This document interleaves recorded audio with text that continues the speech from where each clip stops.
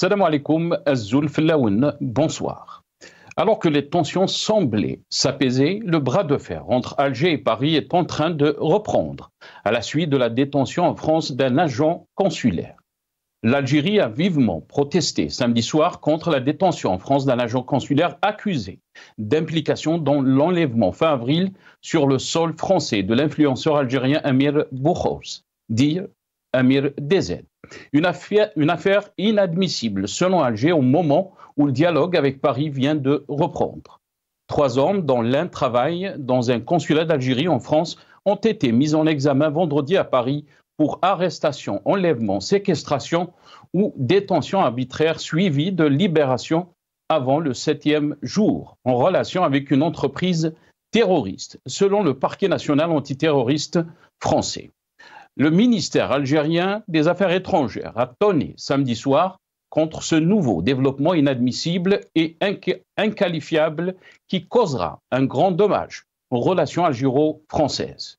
Il s'est engagé à ne pas laisser cette situation sans conséquence. Il a dénoncé l'argumentaire vermoulu et farfelu du ministère de l'Intérieur français, fustigeant une cabale judiciaire inadmissible, reposant sur le seul fait que le téléphone mobile de l'agent consulaire inculpé aurait borné autour de l'adresse du domicile de l'énergumène Amir Boukhous. Alger a émis 9 mandats d'arrêt internationaux à son encontre, l'accusant d'escroquerie et d'infraction terroriste. En 2022, la justice française a refusé son extradition. Pour la diplomatie algérienne, ce tournant judiciaire inédit dans les annales des relations algéro-françaises n'est pas le fruit du hasard. Il se produit à des fins de torpillage du processus de relance des relations bilatérales convenues entre les 2 chefs d'État. Jamais dans l'histoire de la diplomatie algérienne, les pratiques ne se sont autant dégradées que dans la nouvelle Algérie. La diplomatie algérienne a toujours été connue pour son calme et ses diplomates se distinguent par leur perspicacité, leur ruse et la sophistication de leur langage et de leur performance. Une fois de plus, les responsables des affaires étrangères s'écartent des traditions et des valeurs historiques de la diplomatie algérienne. La question qui s'impose, comment on est arrivé à cette déliquescence de l'État? Nous débattrons avec nos invités juste après cette petite intro.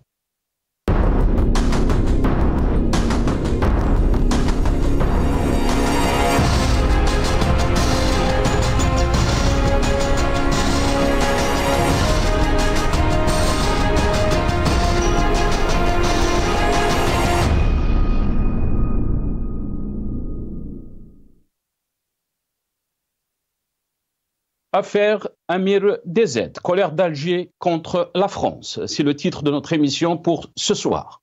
Et pour en parler, j'ai le plaisir d'accueillir dans cette émission Adel Khalef, consultant international en télécom, bancaire et économie. Il est avec nous depuis Londres via Skype. Adel Khalef, bonsoir. Merci beaucoup d'avoir accepté l'invitation. Marhaba bik. Bonsoir monsieur, je vous remercie pour votre invitation. Il m'était très agréable d'être avec vous ce soir. Merci beaucoup. Marhaba bik Adel Khalef. Très content aussi d'avoir Gamal Abina, expert en relations internationales. Il est avec nous aussi depuis Paris, via Skype. Gamal Abina, bonsoir. Merci beaucoup d'avoir accepté l'invitation. Bonsoir et merci pour l'invitation. Merci beaucoup, Gamal Abina. D'abord, on va commencer par quelques titres de la presse française, une réaction. La presse française a réagi à cette affaire et surtout, on a commencé donc à parler hier sur la chaîne Al-Magharibiya, mais bien sûr, le nouveau dans cette affaire, c'est la réaction, donc le communiqué du ministère des Affaires étrangères algérien. D'abord, on va regarder le communiqué. Le secrétaire général du ministère des Affaires étrangères, M. Lounès Magraman, a reçu samedi au siège du ministère l'ambassadeur de France en Algérie, M. Stéphane Romati.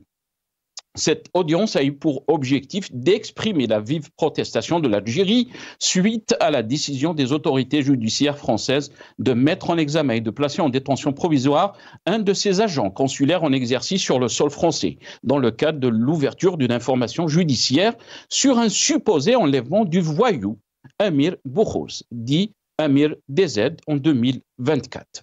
On va revenir bien sûr sur les qualificatifs et les termes qui ont été utilisés dans ce communiqué. Mais on va aller troisième image, donc nos amis de la régie, quelques lignes, quelques titres de la presse française. On va commencer avec Express inadmissible et inqualifiable. Vous êtes en train de voir la une de l'Express, journal français, inadmissible et inqualifiable, la nouvelle colère de l'Algérie contre la France. RFI, donc on peut lire tension entre Alger et Paris, un employé du consulat algérien en France mis en examen pour l'enlèvement d'un influenceur. A titré donc RFI. 20 minutes, journal français aussi, Algérie, colère d'Alger contre la détention en France d'un agent consulaire. Vous êtes en train de voir, donc la presse française a réagi au communiqué du ministère des Affaires étrangères algérien. Le Figaro, on termine donc ses titres avec le Figaro. L'Algérie s'insurge contre la détention en France d'un de ses agents consulaires.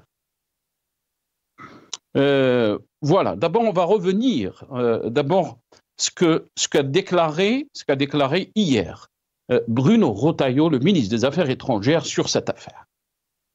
Oui, les 3 suspects sont poursuivis pour arrestation, enlèvement, séquestration ou détention arbitraire par la justice française. Ils sont soupçonnés d'avoir enlevé, violenté puis relâché Amin Boukors, un opposant au régime algérien, sur le sol français pendant donc 24 heures. Parmi les suspects se trouve un homme qui travaille au consulat algérien à Paris, ce qui renforce la thèse d'un acte politique commandité par Alger. L'affaire est prise très au sérieux en France, notamment par Bruno Retailleau. Le ministre de l'Intérieur a assuré suivre de près le dossier cet après-midi.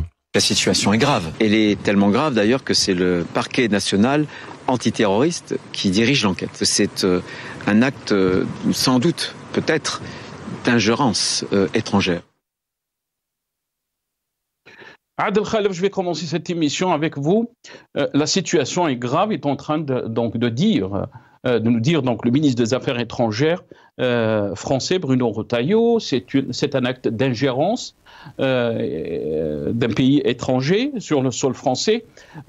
Quelle est votre réaction par rapport à cette affaire, Adel Khalef, alors que des deux côtés on s'apprêtait donc à dire que peut-être on a dépassé la crise qui a duré presque 9 mois entre Alger et Paris? Écoutez, la reprise récente des relations, on va dire, entre guillemets normales entre l'Algérie et la France, finalement, on n'a pas eu le temps de bien savourer son voyage de noces. À part partie en voyage de noces, c'est déjà les conflits. Donc, d'abord, on va commencer point par point. On va essayer d'aller sur une façon assez rationnelle d'expliquer les choses, des événements dans leur élan. Bon, commençons déjà par ce communiqué, je vais y arriver. Bon, d'abord, apparemment, moi je vais vous dire, la personne qui a écrit ce communiqué, c'est une personne a priori qui n'a pas eu le temps de bien s'amuser de son enfance pour faire bien sa dictée. C'est quelqu'un à qui on a fait une punition, il a dû écrire pendant à peu près 3 heures, une durée de 3 heures. Mais qu'est-ce que c'est que ce cirque? Ça, c'est une logorée. C'est une logorée, c'est plus un communiqué du ministère des Affaires étrangères, c'est un journal. Quand je vois un communiqué pareil, croyez-moi, on a le temps de le lire. En le lisant plutôt, on a le temps de prendre le train de Paris jusqu'à Saint-Pétersbourg. Et encore, on n'a pas fini de le lire. J'ai jamais vu un communiqué de la diplomatie pareil. Bon, ça c'est dans sa forme. Maintenant, dans son fond. Alors, ça se passe de commentaires. Parce que diplomatie, dans sa définition la plus littéraire et littérale. Diplomatie, c'est échange, élégance, négociation, politesse, élégance, etc., etc. Mais qu'est-ce que c'est que ce vocabulaire utilisé? Voilà que l'État algérien maintenant, via ce canal diplomatique, c'est une clochardisation de la République. C'est vraiment, excusez-moi du terme, se foutre de la République. Alors, on utilise un terme voyou. On dirait que nous sommes dans un conflit à Zonka, dans la rue. Je sais pas si... Je m'excuse, Adel, je vous ai coupé la parole. Puisque vous parlez donc du communiqué, on va revenir sur quelques termes ou des passages qui ont été utilisés dans ce communiqué du ministère des Affaires étrangères algérien.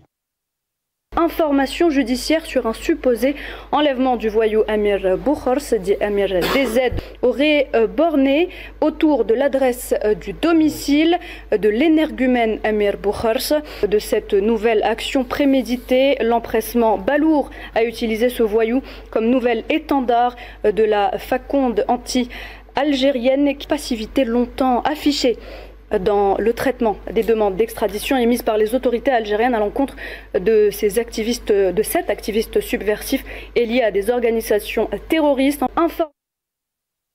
Voilà, Adel, je vous rends la parole. Alors, c'est ça qui est extraordinaire, la terminologie utilisée. Alors, ce voyou, on a vraiment l'impression d'entendre les paroles d'une maman qui est en train de parler à son fils, lui dire attention, fais attention aux voisins, vous savez, les histoires de l'enfance. Mais qu'est-ce que c'est que ça? Où en sommes-nous arrivés? Où en est la République? Vous savez, je pense que le vocabulaire, à la limite, il n'y a même pas de vocabulaire adéquat pour décrire la dégradation de la diplomatie algérienne, autant dans sa texture, autant dans sa substance, les gens qui la transportent, ce voyou, ce voyou cela, cet énergumène, etc. Bon, écoutez, nous savons très bien que la présidence de M. Abdelmejid Tebboune est un échec de l'histoire de l'Algérie. Ça, c'est quelque chose qui n'est plus à démontrer, c'est tout à fait évident. Mais là, nous sommes en train de parler de la diplomatie. À la limite, c'est très difficile d'exprimer ma tristesse, ma stupéfaction. Je pense sincèrement que tout ce que je peux dire, nous allons revenir après sur cela selon le développement de cette émission, de cette intervention. Je pense que pour le moment, tout ce que je peux dire à mes concitoyennes et mes concitoyens, à nos chers concitoyens, je pense qu'il y a de quoi être heureux et de quoi être vraiment heureux pour le futur, de l'Algérie. Je vais vous dire pourquoi. Parce que c'est fini. C'est plus possible de faire pire. Là maintenant, on ne peut que remonter. C'est plus possible de faire pire. Et toute personne qui va venir à l'aide ou au sauvetage d'un tel communiqué, ça donne deux conditions. Un, ou bien c'est une personne qui est en souffrance de déficience intellectuelle très avérée, ou bien c'est de la malhonnêteté intellectuelle. Mais si quiconque se permet de venir défendre la texture du vocabulaire utilisé dans ce communiqué, tant sur sa forme, autant que sur son fond, alors franchement, il faut vraiment, vraiment être d'une hypocrisie interstellaire. Très bien. Restez avec nous, Adel Khalef. On va donner la parole à notre ami Gamal Abina. Qu'est-ce qu'il en pense? Puisque Adel dit c'est plus possible de faire pire. Bien sûr, il parle aussi de ces vocabulaires qui ont été utilisés dans ce communiqué du ministère des Affaires étrangères. Et là, on peut dire aussi que l'Algérie, dans ce communiqué, il a été mentionné que l'Algérie rejette fermement tant sur la forme que sur le fond. Donc, c'est les motifs invoqués par le parquet antiterroriste français. Mais on va écouter dans ce passage les déclarations ou ce qu'a dit le concerné, donc la victime, Amir Boukhors, dit Amir DZ. J'ai vu un gyrophare et il y a 4 personnes descendues de la voiture avec un brassard de police, 2 personnes avec un brassard de police orange. Et après, j'ai descendu de la voiture directement, sans parler, sans rien, et me met les menottes en arrière. Tu viens avec nous? Je lui ai dit où? Il m'a dit au commissariat, l'officier de la PG, il t'attend. Ce sont en fait de faux policiers, selon lui. Ils le conduisent de force dans un conteneur isolé à Ponto-Combo, en Seine-et-Marne. Là, j'ai senti et j'ai confirmé que c'est des kidnappeurs. Alors là, j'ai tombé dans le piège. Et après, le mec, il m'a dit, il y avait un responsable algérien, il veut te voir, il veut te parler. Et c'est le seul moyen pour te parler, comme ça. Aucun responsable algérien ne viendra. L'activiste est drogué avec des médicaments et enfermé durant 27 heures. Vers 3 heures du matin, ils m'ont dit, on va vous libérer dans un lieu, tu vas tout droit, tu vas trouver le train, tu rentres chez toi. Pour lui, aucun doute, ce sont les services secrets algériens qui ont tenté de l'intimider. Voilà, donc le témoignage de Amir Boukhors. Gamal Abina, votre réaction d'abord à cette affaire, qu'est-ce que vous en pensez, mais aussi par rapport à ce communiqué du ministère des Affaires étrangères, Gamal Abina? Comme je suis un hypocrite, un déséquilibré mental et que je suis un peu malade, je ne vais pas aller dans le sens qui a été dit. Quand on a un postulat de base et qu'on insulte les gens avant qu'ils aient parlé, c'est toujours intéressant. Donc oui, effectivement, le communiqué parle de réaction. Moi, j'aime beaucoup parce qu'on parle toujours d'une partie et pas de l'autre. On va parler de tout. Il y a 5 jours, on a une visite d'État avec quand même un vrai responsable, ministre des Affaires étrangères, qui vient d'Algérie pour faire en sorte de sortir de la tension provoquée par un déséquilibré mental, un hypocrite, un malade, on peut le dire, Monsieur Retailleau, puisqu'on va parler comme ça de termes un peu excessifs. On va sur l'excessif. Monsieur Retailleau, je n'ai pas entendu se faire critiquer ce soir, bizarrement. Oui, parce que Monsieur Retailleau, c'est quelqu'un de formidable. C'est un ancien pote de Villiers, c'est un type d'extrême droite, mais on ne parle pas de lui. On va parler plutôt de sa méthode. Alors, le communiqué, il fait référence à quoi? Tout va pour le mieux dans le meilleur des mondes quand les deux chefs d'État se parlent. Le ministre des Affaires étrangères arrive, tout se passe bien, il y a les signatures, des accords, on reprend la question de mémoire, tout se passe pour le mieux dans le meilleur des mondes, et M. Retailleau nous sort, et c'est là où on va aller sur le fond de la chose, une affaire fumeuse d'un influenceur algérien qui aurait été embarqué l'année dernière, donc j'en sors le dossier comme par hasard à la dernière minute, et qui aurait subi une séquestration de quelques 20 heures pour finalement tranquillement rentrer chez lui. Bon, déjà, c'est très étonnant comme méthode. Mais bon, disons qu'il y a peut-être une possibilité. Alors, on va sur la science-fiction. On va sur la fiction, plutôt. Ensuite, ça sort maintenant. Pourquoi c'est pas sorti l'année dernière? Pourquoi est-ce que, comme par hasard, M. Retailleau, dont l'excès absolu, on connaît un petit peu le personnage, nous parle de cellules antiterroristes? Où est le terrorisme? Il faut être un peu sérieux. Il y a des gens qui ont été tués avec des bombes, il y a une tentative d'attentat, il n'y a rien de tout ça. C'est au mieux une voyoucratie organisée qui a fait ça. Au pire, une mise en scène pour faire parler de la personne qui était démonétisée. Mais on nous parle de quoi? D'un communiqué qui aurait des accès de peut-être d'énervement, peut-être, pourquoi pas. Je suis désolé, mais ce communiqué, il ne parle pas au gouvernement français. Il parle clairement à la personne qui est à l'initiative de ça, M. Retailleau, qui oublie la séparation de l'État en termes de pouvoir. Police, justice, donc il instrumentalise la justice pour essayer de créer un dossier. En parlant de terrorisme, c'est très très malvenu, c'est quand même vicieux de sa part. Terroriste d'un pays qui a subi le terrorisme 10 ans, je le rappelle. Et qui nous explique, toute honte but, que cette affaire, cette nouvelle affaire, qui arrive à point nommé 5 jours après que les tensions se calment, comme par hasard, nous sort de son petit chapeau une affaire qui a 1 an. Donc moi, j'ai envie de poser la question. On peut comprendre, et je le comprends, si ça avait été moi qui avais écrit le communiqué, j'aurais pas utilisé des termes aussi gentils, et ma collègue Nouhad Belkhadam n'a fait que lire un communiqué qui est effectivement excédé, et non pas excessif. Si on est capable de critiquer une partie, il faut voir l'origine du mal. J'en ai ras-le-bol d'entendre à chaque fois ce genre de sortie hasardeuse pour dire c'est des dingues, un communiqué qui fait 3 pages, il va jusqu'à Saint-Pétersbourg, enfin toutes ces caricatures pour dire quoi? C'est n'importe quoi. Non, ce qui est n'importe quoi, c'est l'offensive d'un homme, pas 10, 1. À l'État français, Retailleau qui a les comptes à régler avec l'Algérie. Alors n'oublions jamais d'où il vient ce monsieur, vendéen, catho-intégriste, proche de Villiers, donc on sait à peu près quel est son logiciel. Très anti-musulman, c'est quand même lui qui m'intéresse dans l'histoire, c'est pas la réaction des Algériens légitime. Donc je suis peut-être un malade mental, déséquilibré ou quoi que ce soit. Gamal Abina.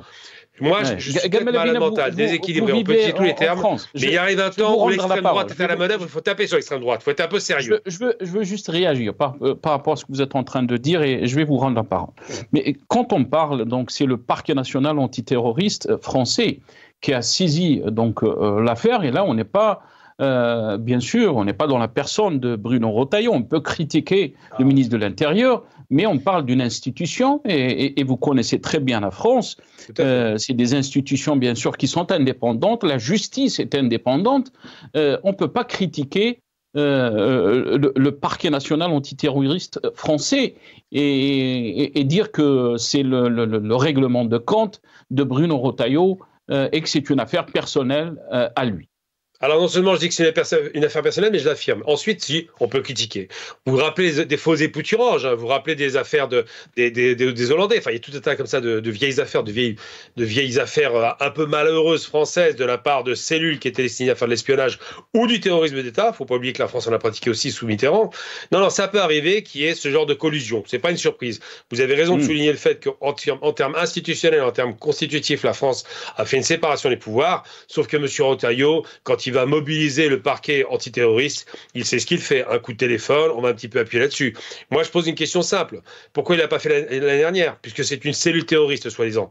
Ensuite, qu'est-ce que c'est que ce terme ridicule? Au nom de quoi on va qualifier ça d'une action terroriste? Je le dis, je le répète, si c'est une action, effectivement, de volonté de faire peur, de nuire, d'enlever la personne, d'ailleurs, ça n'a même pas été fait, donc franchement, les gars, c'est un peu les bras cassés. On faut se poser les bonnes questions. Pourquoi on qualifie ça de terrorisme? Ensuite, deuxième aspect, la personne qui était interpellée travaille dans un consulat, on ne sait pas lequel, interpellé parce que son téléphone était bordé à proximité de la maison de ce monsieur dont on ne sait pas où il habite, mais imaginons qu'on sache. Donc parce que le téléphone est à proximité, parce que la borne a repéré le téléphone, immédiatement c'est lui qui est dans le coup. Vous vous rendez compte un peu la légèreté de l'accusation, et on va le mettre en préventif pour ça. Ça ressemble vraiment, et je le répète à nouveau, à une forme de volonté, parce que M. Retailleau s'est fait humilier par M. Macron, qui ne l'a pas suivi. Il a annoncé qu'il allait démissionner, je rappelle. S'il n'était pas suivi des faits, il démissionnerait. Comme il n'a pas de dignité, il ne l'a pas démissionné. Donc maintenant, il joue son va-tout sur les questions de manipulation judiciaire. On a déjà vu d'autres affaires comme celle-là. Sarkozy l'a fait aussi, on s'en souvient, en son temps. Maintenant, il a un bracelet électronique, c'est pas par accident. Il y a des collusions parfois entre différents établissements, entre différentes personnes. N'oublions jamais qu'ils ont tous fait les mêmes écoles, qu'ils se parlent, qu'ils ont noué des liens d'amitié, et que parfois, pour rendre service à un copain, on est capable de solliciter ce genre de cellules. Ça ne mange pas de pain. Si l'accusation tombe à l'eau, personne ne sera inquiété. Mais dans tous les cas de figure, mobiliser l'antiterrorisme pour une action qui ressemble plus à une action de voyoucratie, je le répète, et pas une action d'État, mais bon, on met ça de côté, ça me paraît un peu gros. Vous avez parlé de quel consulat il s'agissait, mais on peut vous dire, d'après donc ce qui a été dit, c'est le consulat de Nanterre, consulat d'Alger à Nanterre. Mais la question aussi, vous avez pas peut-être répondu directement par rapport aux qualificatifs qui ont été utilisés dans ce communiqué, Gamal Abina. Quand on parle d'un supposé enlèvement du voyou, on utilise ce terme, on utilise aussi le terme énergumène. Est-ce qu'on est dans la diplomatie, Gamal Abina, où on se dit, l'argument de notre ami Adel qui dit que c'est plus possible de faire pire, qu'on est en train de vivre une situation peut-être, surtout en termes de diplomatie, jamais vécue en Algérie, alors que notre diplomatie a une histoire, Gamal Abina. Alors d'abord, on va parler de diplomatie, effectivement. On peut faire pire et largement. On vient d'entendre les dernières sorties de Trump. Là, on est dans la vulgarité totale. Donc, on peut faire pire. En matière de violence diplomatique, Trump, il s'y connaît bien. Et il n'y a pas que lui, Bush, j'en passe les meilleurs. Non, je dirais, ou Kissinger. Kissinger était très très rompu à l'exercice de la vulgarité diplomatique. Ça, c'est pas vrai. On peut faire pire et largement. Et l'Algérie ne fait pas pire. Elle garde quand même des mots mesurés. Elle qualifie un jeune de voyou. Ok. Ça veut dire qu'elle ne prend pas ce personnage-là pour quelqu'un de sérieux. C'est pas un acteur politique. C'est un influenceur. Remettons un peu les points de l'heure. Monsieur Retailleau, c'est important de rappeler. Est-ce que c'est un terme, c'est un qualificatif qu'on met dans un communiqué du ministère des Affaires étrangères? Mais je vous réponds on peut comprendre que la presse peut sortir des mots comme ça, mais je vous réponds tout de suite. Quand vous avez un délinquant, vous n'allez pas utiliser le terme diplomatique. Si vous le considérez comme délinquant, c'est un délinquant. Si vous avez un violeur, c'est un violeur, et un voyou, c'est un voyou. C'est pas, encore une fois, je réponds à votre question. Ça n'est pas un acteur politique. Il joue la carte de l'influence, mais il est autant influenceur politique que l'était le type qui avait dit qu'il fallait prendre des armes pour tuer en France. Ils ont pris 2 influenceurs dans un cas pro-algérien, soi-disant, l'autre anti-algérien, pour créer des tensions. En vérité, M. Retailleau joue la carte de l'influence sur Internet parce qu'il n'a pas d'autres éléments sérieux avec lui à se mettre sous la patte. Et donc, quand le communiqué parle de cet homme, il ne parle pas d'un État, il parle d'un individu. Il parle donc d'un individu avec mépris. Moi, je ne vous cache pas que je n'ai pas de sympathie pour le personnage, clairement, parce que je déteste les gens qui viennent en France pour cracher sur le pays. Ça passe pas. Je veux bien qu'on critique notre pays, mais pas de cette façon. Et là, en l'occurrence, cette mise en scène me rappelle d'autres mises en scène qui ont déjà eu lieu, avec des personnes qui avaient besoin... Mitterrand l'a fait. L'attentat de l'Observatoire. C'est Mitterrand qui avait tout organisé pour passer pour une victime. Donc, c'est pas une surprise, hein, c'est une vieille méthode qu'on connaît. Et je peux comprendre que les autorités utilisent des termes méprisants vis-à-vis de cet acteur, parce qu'il ne parle pas à l'État français, il parle d'un acteur politique qui entraîne derrière, un an après, je le rappelle encore une fois, des conséquences lourdes sur les relations d'État à État organisées par M. Retailleau. C'est M. Retailleau qui sort ça. Puisque vous êtes en train de parler, Gamal Abina, de Retailleau, on a une interview, donc on va essayer de faire passer cette interview, cette petite vidéo donc de Bruno Retailleau. On l'écoute. Il n'a échappé à personne que ce tournant judiciaire inédit dans les annales des relations. Confirmer le soupçon des faits est confirmé. Ah, le soupçon est confirmé. Il y a bien eu un État sur le sol français pour aller chercher un de ses opposants, c'est encore autant le voyou. Le lien avec le pays n'est pas avéré, c'est l'enquête. Et l'enquête est menée par le PNAT, le Parquet National Antiterroriste. Donc c'est la justice qui va conduire cette enquête. Et en tout cas, la séquestration, l'enlèvement est avéré, y compris par un individu qui travaille à Créteil, au consulat général d'Algérie. C'est très grave. Eh bien, bien sûr que c'est grave. Bien sûr que c'est grave. Nous sommes un pays souverain et nous entendons que sur le sol français, eh bien, nos règles soient respectées. Voilà. Est-ce que ça correspond à d'autres agissements? Il y a des régimes comme ça, et des dictatures qui sont parfois très actives sur le sol français. Est-ce qu'il y a d'autres agissements similaires du régime algérien? En tout cas, en voilà un exemple qui, pour l'instant encore, n'est pas relié au régime algérien. Il y a des doutes. C'est le PNAT qui va le dire. Mais il est clair qu'en France, aucun régime ne doit avoir des visées dangereuses, même quand elles visent, et surtout quand elles visent, le ressortissant. Et là, c'est un ressortissant, un opposant notoire au régime. Voilà, donc les déclarations de Bruno Retailleau, le ministre des Affaires étrangères. Peut-être vous pouvez revenir après, Gamal Abina. Il a parlé que la justice est en train de faire son travail. Bon, je pense que, je ne sais pas si j'ai dit qu'il s'agissait du consulat donc, de Créteil. Adel Khalef, je reviens à vous. Qu'est-ce qu'on peut dire par rapport donc à ces déclarations de Bruno Retailleau, qu'il fait la différence, bien sûr, que la justice est indépendante, elle est en train de faire son travail concernant donc cette affaire. Mais absolument. Écoutez, moi j'ai déjà donné ma position concernant M. Bruno Retailleau. Je suis complètement contre sa façon d'être, c'est par rapport aux événements récents. Mais avant de revenir sur ce point, je dois mentionner quand même à notre cher invité, votre cher invité, M. Gamal Abina. Vous savez, il y a une très vieille expression qui dit « Nul n'est plus sourd que celui qui ne veuille pas entendre ». J'ai pas souvenance d'avoir mentionné le nom de ce gentleman quand j'évoquais mes éléments de début. Pour des raisons qui me sont totalement inconnues, ce dernier semble avoir automatiquement reconnu. Donc, je sais pas pourquoi, mais on va dire qu'on va laisser cela pour le moment dans le rayon des friandises. Néanmoins, on va essayer de reprendre un peu les événements tels qu'ils sont dans leur contexte.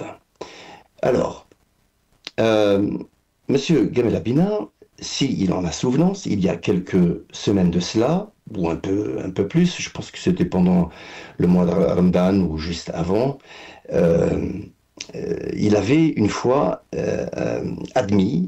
reconnu, pardon, excusez-moi, je suis en train de parler du franglais, pardonnez-moi, il avait reconnu auprès de votre personne, Monsieur Nasser, qu'il était complètement d'accord avec le fait que la justice française est une justice complètement indépendante. C'est le cas. En France, vous savez, la République française, c'est un pays, c'est la fille aînée de l'Église, c'est un pays qui a plus d'un millénaire d'histoire. La justice française est une justice indépendante. Les magistrats français, quel qu'on soit le registre, dans le pénal, dans le civil, dans le terrorisme, etc., sont des juges complètement, totalement indépendants. Bon, bien sûr, et parfois il y a des petites maladresses, ça peut arriver au plus malin, mais les magistrats français sont complètement indépendants. Alors, ce que j'aimerais dire à Monsieur Gamal Abina, depuis tout à l'heure, je ne cesse d'entendre le mot Retailleau, je sais plus. Bon, est-ce que je devrais faire rappeler à Monsieur Gamal Abina que la question ici, c'est pas Retailleau, c'est pas l'État français, c'est pas les institutions françaises, c'est la justice française.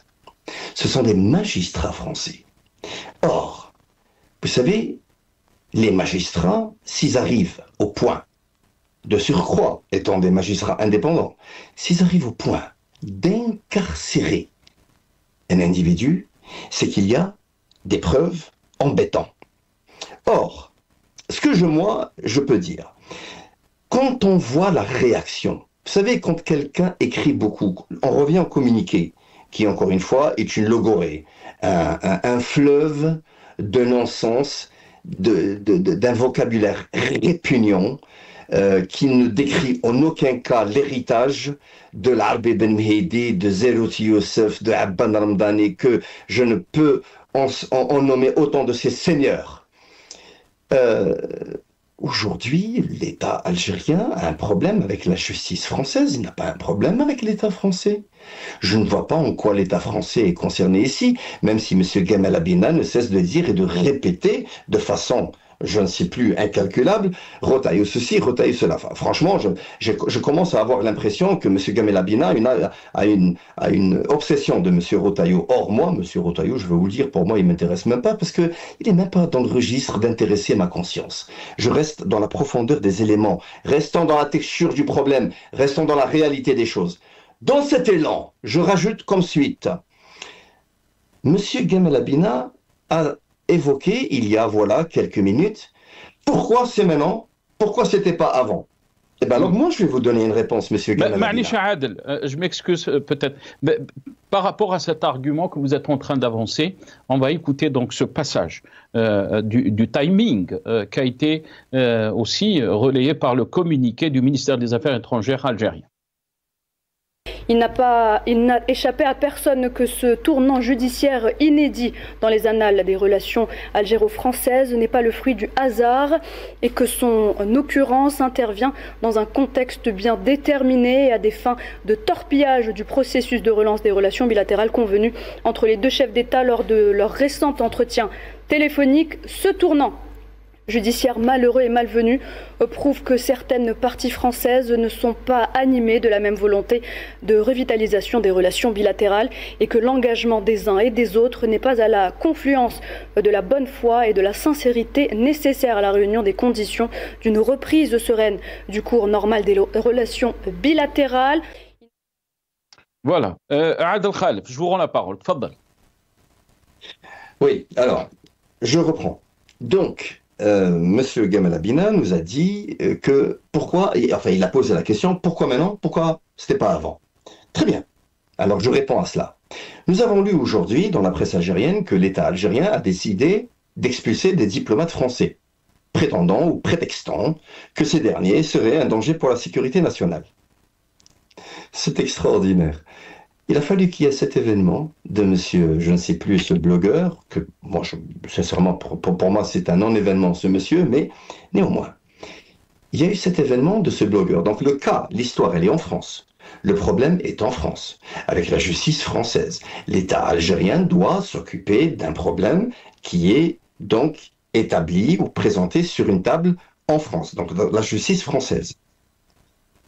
Ah mais ben, soudainement, nous avons des problèmes avec des diplomates français qui représentent un danger pour l'Algérie et que ces derniers se trouvent en Algérie. Ah, donc hier, ces diplomates, ah, c'était pas un problème. Ah, mais aujourd'hui, c'est un problème. Donc ils sont sortis de nulle part. Alors, si M. Gamal Abina a une explication à cela, une explication qui tient la route, alors vous avez dit, pourquoi avant, pas maintenant? Moi je vous dis, comment se fait-il que l'État algérien a finalement découvert qu'il y avait des diplomates français qui représentent un problème de la sécurité nationale pour l'Algérie? C'était pas le cas hier, c'était pas le cas avant-hier quand il y avait le ministre des Affaires étrangères français qui venait à Alger pour après, ensuite signer des contrats. Ah, là, il n'y avait pas de danger, Paul. Ah, mais maintenant, il y a un danger. Donc, il faut arrêter ce non-sens. Maintenant, on va continuer sur un autre élément qui est encore beaucoup plus important. Donc, aujourd'hui, l'État algérien est en train de réagir avec la pulsion. Quand on lit un communiqué aussi long, qui est un contenu d'éléments dégénératifs écrits par quelqu'un qui, de toute évidence, est un décérébré, nous avons ici, vous savez, c'est quoi l'écriture, monsieur? L'écriture, c'est la peinture de la pensée. Moi, quand on me présente l'écriture de quelqu'un, quand je lis quelqu'un, je peux vous dire quelle est la personnalité de cette personne. Quand on lit un tel document, c'est quelqu'un qui a reçu des instructions de quelqu'un qui a la pulsion, la colère. Allez vite, accepte, call, fais, exécute. La colère. Or, dans le cadre des relations bilatérales, je rajoute que l'article 23 de la Convention de Vienne prévoit que si jamais il y a un diplomate jouissant d'une immunité diplomatique, qu'il soit porteur d'un diplôme, décidément, d'un passeport diplomatique ou d'un passeport officiel de mission, ce dernier, effectivement, jouit d'une immunité judiciaire uniquement que cette immunité ne peut pas être absolue dans le contexte où ceci implique un problème de terrorisme ou un problème grave liant à un concept quelconque de sécurité. Ça, c'est l'article 23 de la Convention de Vienne. Je finis très rapidement. Or, dans le cadre des relations bilatérales et de l'entraide judiciaire qu'il y a entre l'Algérie et la France, au lieu de se comporter comme des hurluberlus, parce que de toute façon aujourd'hui l'État algérien est géré par un contingent de bac-10, quand il y a un tel contingent d'hurluberlus, ce qu'il fallait faire, c'est de ne pas réagir, rester calme, étudier la situation et lancer une commission rogatoire de par un magistrat algérien dans le cadre des relations bilatérales entre l'Algérie et la France. Et dans cette commission rogatoire, on demande des explications quant au contenu du dossier. Et là, le magistrat français qui reçoit la commission rogatoire du magistrat algérien se doit, dans le cadre des relations bilatérales, de l'entraide judiciaire entre les deux républiques indépendantes et souveraines, dans ce cas-là, de donner tout le contenu du dossier. Et là, on verra si les preuves sont avérées ou pas. Néanmoins, nous savons très bien que les preuves sont avérées parce que le problème de l'Algérie aujourd'hui, c'est que les décideurs algériens, ils pensent que la justice française fonctionne comme la leur. C'est-à-dire, on prend un coup de fil, on donne une instruction à un juge, on lui dit « Ahmed Hagda, tu fais ça, tu fais ça ». Alors, c'est pas comme ça que ça se passe en France. En France, il y a c'est un état de droit où les magistrats sont indépendants. En Algérie, il y a un État qui, dans sa majorité, est orchestré par, et j'interpelle M. Gamel Abina, est orchestré par ce qu'on appelle le bekbek. Si M. Gamel Abina ne sait pas ce qu'est le bekbek, il peut consulter le dictionnaire. Restez avec nous. Gamel Abina, on a fait passer donc les déclarations de Bruno Retailleau, le ministre des Affaires étrangères français, qui a dit que les soupçons des faits sont avérés par rapport donc à cette affaire et que la justice est en train de faire son travail. La justice est indépendante. Vous avez entendu aussi l'analyse de Adel Khalef. On se pose la question, bien sûr, les Algériens, pourquoi on est arrivé à cette situation et pourquoi menacer donc un influenceur des réseaux sociaux dernièrement, bien sûr, on a parlé de cette affaire d'espionnage qui était donc responsable de cette affaire, un fonctionnaire de Bercy.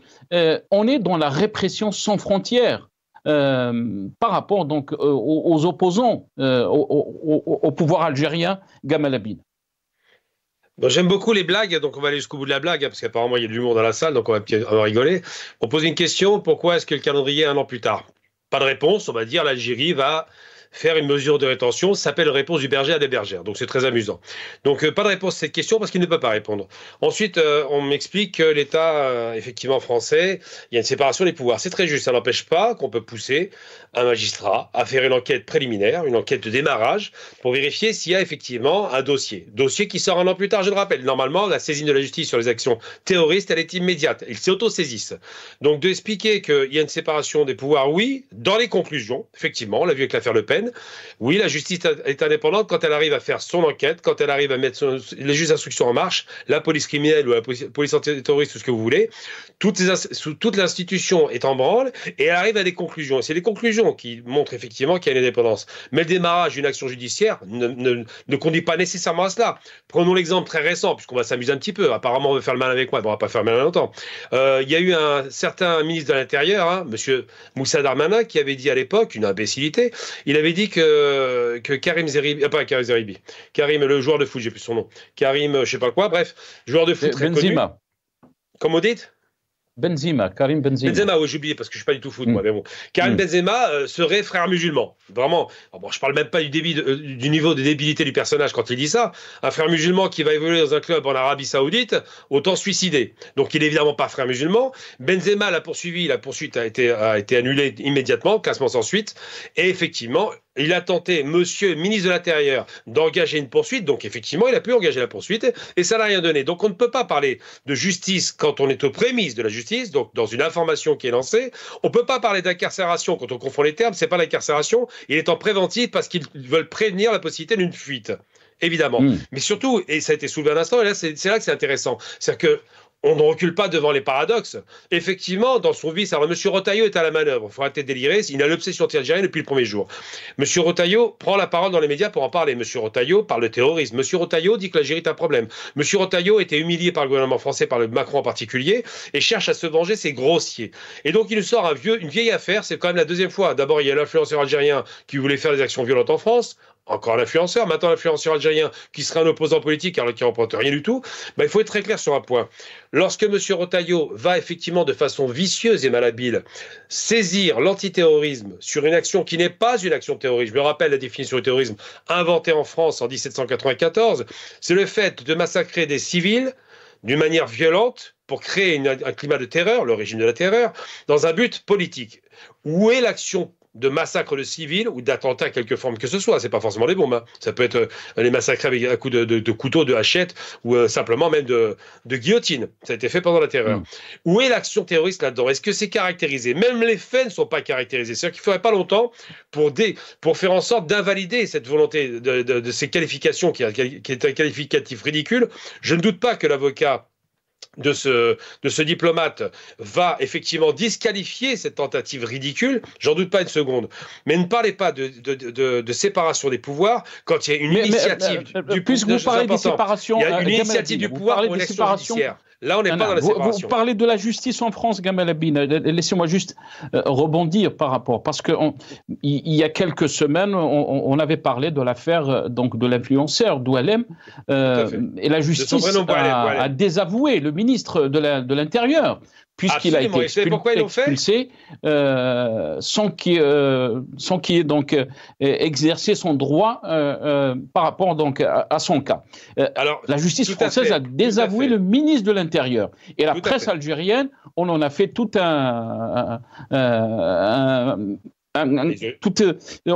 en a parlé, c'était la une des journaux algériens, comme quoi c'est un exploit, que la justice était contre Bruno Rotaillot. Dans ce cas, on se dit la justice fait son travail. Pourquoi, dans le cas d'Amir Bouhours, la justice ne fait pas son travail? Simplement, c'est pas qu'il fait... Non, la justice fait son travail, je dirais jamais le contraire. Sauf qu'on est au démarrage d'une action judiciaire. C'est une information qui est lancée, d'accord? Ensuite, quand on va incarcérer un homme, comme c'était dit maladroitement tout à l'heure, donc quand on va le mettre en préventive, c'est pour l'empêcher de s'en aller, c'est tout. Ça a été fait avec M. Ramadan. Il a pris 9 mois de préventive parce qu'il pensait qu'il pouvait partir en Suisse, qui est un pays qui n'extrade pas, ou dans son pays d'origine, l'Égypte, ce qui est un pays qu'il n'aurait jamais reçu. Mais en vérité, la préventive, c'est une mesure préventive, comme son nom l'indique, pour empêcher le départ. Donc il n'y a pas d'incarcération, il n'y a pas de condamnation, on n'est pas dans les conclusions. On est dans une information qui est ouverte. Je rappelle quand même que M. Darmanin a fait de même, effectivement, avec l'affaire Benzema, et qu'il a été désavoué. Le fait de saisir la justice ne garantit pas le résultat, ne garantit même pas qu'il y ait une mise en examen. Parce que quand vous saisissez la justice, eh ben, qu'est-ce qui se passe? Il y a un juge d'instruction qui engage la procédure, qui vérifie le sérieux de la procédure et des éléments qu'on lui apporte, et qui dit « je suis ou je ne suis pas ». C'est comme ça que ça se passe, c'est pas automatique. Et c'est en cela qu'une fois que le juge d'instruction fait ses conclusions, on arrive à ce que la justice et la police travaillent de concert pour amener des éléments concrets et sérieux qui vont pas faire perdre leur temps à la justice. À ce moment-là, il va dire oui, effectivement, on va le poursuivre. Mais la question de la préventive n'a rien à voir avec un jugement. On est sur quelque chose qui est une procédure malheureusement classique. Il y a beaucoup de préventives en France. Je crois que c'est 20%, il me semble, des détenus, ce qui fait qu'il y a trop de monde dans les prisons. Mais la justice n'a pas arrivé aux conclusions. Moi, je dis simplement, c'est que je pense que la justice française fera son travail. Je pense qu'elle arrivera à des conclusions un peu plus sérieuses qu'une simple fait d'avoir un téléphone qui borne à Nanterre où il y a des Maghrébins partout, des Algériens partout. Enfin, c'est pas très sérieux. Et je pense qu'effectivement, M. Rotaillot, qui se gargarise d'avoir fait un coup, il joue aux échecs là, parce qu'il s'est fait ridiculiser il y a 3 jours, donc 3 jours plus tard, il nous fait un coup comme ça en mettant ça sous le coude. À mobiliser, et c'est là où il ne respecte pas les conventions internationales, je parle de Vienne en l'occurrence, à mobiliser le critère du terrorisme pour parler d'une action qui, encore une fois, je le répète, ne caractérise pas du tout les faits terroristes. Donc c'est vrai que là, il dit quoi? Un État s'est autorisé sur notre sol souverain, c'est comme ça qu'il emploie les termes, il est très nationaliste pour le coup, c'est autoriser une action qui est illégale. Bah oui, il faut le prouver d'abord. Là, il lance des accusations à Ouadia, mais dans les faits, c'est pas confirmé. Donc moi, j'attends les conclusions de la justice, j'attends les conclusions de ce parquet antiterroriste qui sera certainement saisi pour rien parce qu'on est très loin d'une action terroriste, et j'attends surtout ce que diront les avocats de la partie de la défense par rapport à une action qui est largement critiquable sur le fond et sur la forme. Très rapidement, Gamal Abina, je donnerai le mot de la fin à notre ami Adel Khalef. Qui est responsable de cette situation? D'abord, l'image de l'Algérie, l'image de la diplomatie algérienne, cette situation de crise qu'on est en train de vivre presque avec tous les pays voisins. On parle de la France, on peut parler aussi auparavant de l'Espagne, mais aussi ce qui se passe autour de nos frontières. Gamal Abina, est-ce que vous avez parlé trop de peut-être de Bruno Retailleau, mais les Algériens se disent qui est responsable de cette situation? Pourquoi on est arrivé, on est devenu donc le sujet de tous les médias français. Dernièrement, on a parlé de cette affaire d'espionnage. On essaye donc de recruter des Franco-Algériens pour essayer d'avoir des informations sur des opposants algériens. La situation est très inquiétante. On est en train d'exposer l'Algérie, Gamal Abina, très rapidement. Très rapidement, l'Algérie n'a pas de problème avec l'Espagne, c'était réglé, c'était la question du Sahara occidental, réglé. L'Algérie n'a pas de problème avec la France. Moi, je l'ai dit et je le répète tout le temps, je l'ai dit dans tous les médias, l'Algérie a un problème avec un intervenant français qui a un problème avec l'Algérie. Donc, il suffit de voir le ministre des Affaires étrangères avec Macron pour voir qu'il n'y a pas de problème. Il ne faut pas confondre l'État et les hommes. Je fais vraiment une distinction. Quand un homme se comporte mal, il peut aboyer du matin au soir, ça reste un élément d'État qui, en plus, outrepasse ses prérogatives. Ensuite, la question du Mali, vous l'avez souligné, effectivement, je ne rappelle pas les termes du débat, enfin, le Mali sous influence marocaine, c'est plus qu'évident, on a vu les manifestations hier, on voit les propos utilisés par comme ça, l'ancien Choguel Maïga. On a tout un tas comme ça de propos très disproportionnés, mais je rappelle que l'Algérie a des problèmes avec combien de pays? Avec le Maroc, évidemment, c'est depuis 50 ans, puis le Sahara occidental, ou même depuis 63, j'ai envie de dire. Avec le Mali récemment, parce que c'est Goïta fait n'importe quoi. Avec les sionistes, mais c'est normal et c'est une fierté, j'ai envie de dire, il n'y a aucun problème là-dessus. Et un peu avec la France, parce que la France a perdu la guerre. Donc c'est quand même la France qui n'a pas gobé la pilule. Mais ça s'arrête là. Après, vous regardez l'Algérie en Afrique, ça se passe très bien. Sur l'Europe, ça se passe très très bien. Italie, Espagne, Portugal, Allemagne, j'en passe. États-Unis, Russie, Chine, ça se passe très bien. On est dans une politique de la lignée. Donc on ne peut pas dire que ça se passe mal partout. Il y a des anicroches avec quelques pays, mais quel pays au monde n'a pas de problème avec ses voisins? Ça arrive tout le temps, c'est normal. Merci Gamal Abina. Adel Khalef, très rapidement, je vous laisse donc réagir par rapport à cette question. Écoutez, c'est très simple. Moi, je veux juste simplement faire rappeler à notre cher invité que comparer qui que ce soit qui est au pouvoir en Algérie avec Donald Trump, franchement, la comparaison est quand même, elle est de mauvais poids. On compare quelqu'un qui n'a jamais rien compris à la diplomatie, ni encore moins à la politique. On le compare à un homme qui aujourd'hui est l'homme le plus puissant du monde et qui n'est pas arrivé à cette position comme ça gratuitement. Donc, bon, il faut pas comparer ce qui se passe en Algérie avec ce qui se passe aux États-Unis. Il faut arrêter. On compare pas Alger à Washington, même si nous aimons notre pays. Il faut arrêter ce délirium de dégénérer. Bon. Alors moi, ce que je dis, aujourd'hui, on parle de Tariq Ramadan. Je ne vois pas pourquoi M. Gamal Abina fait le parallèle avec Tariq Ramadan. Tariq Ramadan est un pseudo-philosophe, pour moi c'est pas un philosophe, mais c'est pas grave, c'est un autre débat. C'est quelqu'un qui était dans un autre registre. On n'est pas dans le même registre, là. Depuis tout à l'heure, j'entends des histoires politiques. Or, nous avons un problème ici, juridique. Monsieur Gamal Abina nous dit que l'Algérie n'a pas de problème avec la France. Non, mais sans blague. Non, il n'y a pas de problème avec la France. Tout va bon, très bon. Tout va très bien, Madame la Marquise, il n'y a pas de problème. Ça se passe très bien, il n'y a pas de problème avec la justice française, il n'y a aucun problème avec la France. Alors, franchement, s'il n'y a aucun problème avec la France, alors franchement là, j'ai l'impression qu'on peut aller faire du ski aux îles Fidji. Non, ça n'a plus aucun sens. Alors, bon, aujourd'hui, écoutez, il faut simplement se dire une chose. Il faut licencier ce ministre des Affaires étrangères algérien parce que il est complètement ridiculissime. D'accord? On est encore dans la mentalité des années 70. Il faut soigner notre image. Moi, je conclue par une chose. Je lance un petit message très sympathique à notre peuple et je dis, bon, l'Algérie ne peut pas connaître pire. C'est fini, on ne peut plus connaître pire. Je veux tout simplement dire que j'espère que la justice algérienne va enclencher un processus de commission rogatoire vis-à-vis de la justice française pour régler cette affaire, parce que je trouve que c'est ridicule que l'État algérien en tant que tel s'engage à une telle campagne médiatique partout dans tous les sens, tout azimut, ça va dans tous les sens. Or, si l'État aujourd'hui algérien était structuré, si les gens qui sont à la présidence étaient structurés, bien sûr c'est très loin d'être le cas, mais si c'était le cas, on n'intervient pas, on laisse le ministère de la Justice faire son travail avec leurs homologues de la justice française à travers une commission rogatoire. N'envoyez pas. Il n'y a pas de communication, c'est vraiment. Voilà. Les ministères sont indépendants, ça ne marche pas oui, comme ça. Mais attendez. Il ne faut pas dire qu'il n'y a pas de communication parce qu'il y a. Ça ne marche pas comme ça. Il n'y a pas de communication. Alors tout va bien, tout va très bien avec la France, mais après il n'y a pas de communication. Chacun sa tambouille, c'est pas comme ça que ça fonctionne. Vous connaissez pas la justice. Non, alors. Oui, mais alors, il n'y a pas de problème avec la France, mais il n'y a pas de communication. Non, monsieur Gabina, il faut commencer à donner un peu un sens à ce que vous dites. Voilà ce que je dis. La France a les problèmes avec l'Algérie, j'ai dit tout à l'heure, vous avez du mal à comprendre. Ensuite, je compare Trump dans sa vulgarité. Je ne vais pas comparer en termes d'État. Mais il faut quand même être un peu sérieux. Vous ne pouvez pas dire une commission rogatoire, c'est même pas ce que ça veut dire manifestement. Une commission rogatoire, c'est émis par un juge, d'accord? Dans un but de produire une enquête. Vous parlez de choses, les Algériens vont faire une commission pourquoi? Ils vont mobiliser qui et quoi? Ça n'a aucun sens, vous dites. Vous maîtrisez pas la justice. Non, ça n'a aucun sens. Attendez, je ne vous ai pas interrompu. Je ne vous ai pas interrompu, ne m'interrompez pas. Vous ne maîtrisez pas votre sujet. Soyez un peu sérieux. Attendez, laissez-moi en placer une. Ok. Ça fait la deuxième fois que vous m'enlevez la parole. Je vais quand même essayer de finir. Donc, je vous demande de faire appel un peu. Écoutez, très rapidement, Adel. Voilà, soyez un peu plus élégant.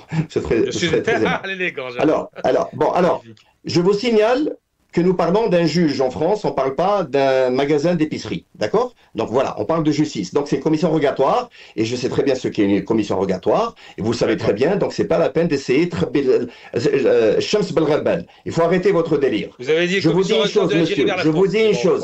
Vous êtes en train de défendre l'indéfendable, vous êtes dans une malhonnêteté intellectuelle. Je défends mon pays, monsieur. Voilà. Merci Adel. En tout cas, on respecte vos avis, comme on respecte l'avis aussi de Gamal Abina. Il n'est pas étatique, n'est pas politique. Le problème est judiciaire sur la France, ça n'a aucun sens. Laissez les choses dans leur contexte, traitez les choses dans leur registre. Adel Khaled, maîtrisez pas malheureusement. Gamal Abina, on est arrivé à la fin de cette émission. Merci à vous d'avoir participé dans ce débat. Adel Khaled, consultant international en télécom, bancaire et économie. Vous étiez avec nous depuis Londres. Merci à Gamal Abina, expert en relations internationales. Vous étiez avec nous depuis Paris. Merci à vous, chers téléspectateurs, d'avoir suivi cette émission.